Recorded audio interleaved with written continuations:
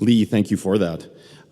We have a few minutes that we can address any kind of questions from the crowd. Sure. I found the presentations to be really good, really awesome. Thank you. I think the piece that the question we have to ask sometimes in Alberta is that, I heard a speaker out there talk about bringing the big companies into Alberta, and I've heard different speakers talk about that have been up yesterday talking about. I just started up a small decorticator and a small business, and I'm learning and learning how to do that. And then we have other companies that have come up and said, listen, I've been at this for 4 or 5 years, and I've built my business to this point, and now I need to know where to go. So I don't think there's one size fits all, and I think we've been pretty good at saying, okay, for that small company, we have an innovation network or something. I don't know what the right words are. And now to attract big companies into Alberta, we've got this network, and we've got a program over here that sort of works for the middle guys. And so we kind of, we're trying to address all these things, and I think it's time to rethink and kind of put together something that works for the industry commercialization and development.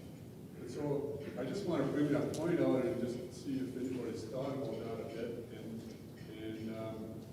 I think it's an important point, because if we focus on one area more than another, then that's what we'll get. And so, I don't know if that's what we want. Do we want all small companies? Do we want all big companies? What do we want? So I just put that. Yeah, for everybody, I think Dan's comments are questioning for the industry to move forward. Is it based on large scale? Is it startups? And is there an opportunity to galvanize around maybe a strategy? And was the last part around value added? Yeah. Or is that, or could that be the focus?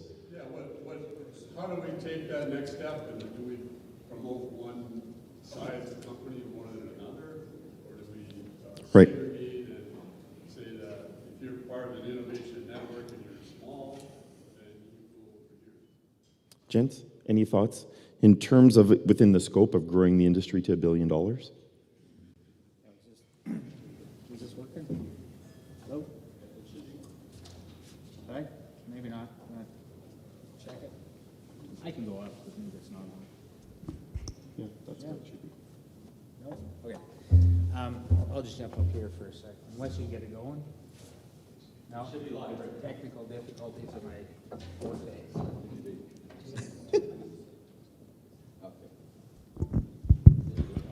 It was the opposite. It wasn't my fault. So we're chatting I was actually chatting on the break about this. Simple answers, you need both, right? Like, you've got to have some bigger companies, and our focus is always on the SMEs, I have to say. There is that business scale up, and we are supporting the unicorns to grow. But certainly, I think what I'm seeing right now is all the pieces are there. It's just not as easy to get support at the different phases as it is for some other industries and sectors. And I think in agriculture in particular, in the West, we've been so focused on just the production and the commodity, and less on the value added and those kind of growing those businesses that haven't paid as much attention to that. So I think for us, certainly as government and working with our provincial colleagues, is looking at the ecosystem and saying, okay, if you're a small company, how do you grow, right? How do we support that growth? How do we support that entrepreneur that has a great idea that comes in the door, wants to go to Innotech or go to Alberta Innovates or National Research Council's IRAP program? There's lots of supports out there. And then that, as you take that journey along, do you have is there an investor that wants to, how do you tap into that early stage seed investment? How do you get to the next level? So it's that journey, I think, that we are wanting to work with the industry on to have a better understanding where the gaps are, How do communities get involved? How do those entrepreneurs that are in those small communities get involved in this? And that's, I think, the goal over the next 5 years is to really have that system in place like we see in some of the other sectors to really make it easier for companies to get in and grow. That's the goal for us.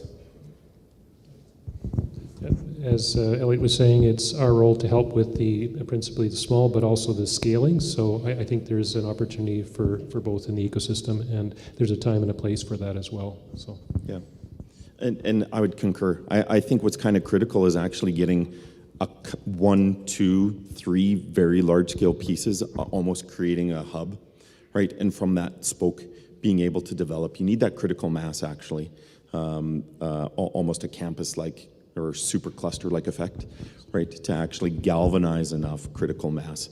And then that offers real opportunity for innovation to happen at the smaller level. I'll use Coke as an example, right? You might have a multinational, almost commodity-driven scenario, but what they have an appetite for is innovation in the aluminum, in the packaging part, in a recycling element, in a whey industry, because they're now creating a diversified product to replace milk or something in that protein space. So almost having large be a base of an area to be an anchor within a supercluster, and then lots of opportunity for innovators at any size to participate.